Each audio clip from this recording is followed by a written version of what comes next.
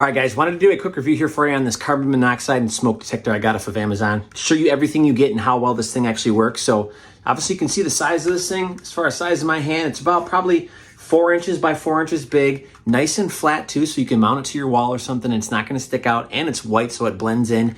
And you can mount it a couple different ways. You do get some actual like drywall screws and mounts. If you wanted to screw it in, you could, or you can just double side tape it to your wall, which is probably what I will do.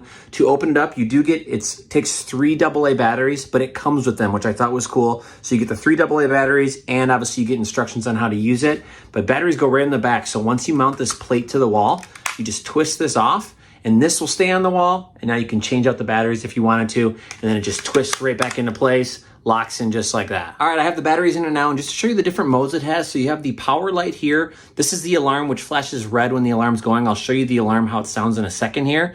And then this is the faulty, so if there's an issue, a malfunction, it tells you that it lights up orange. But to show you what it sounds like here,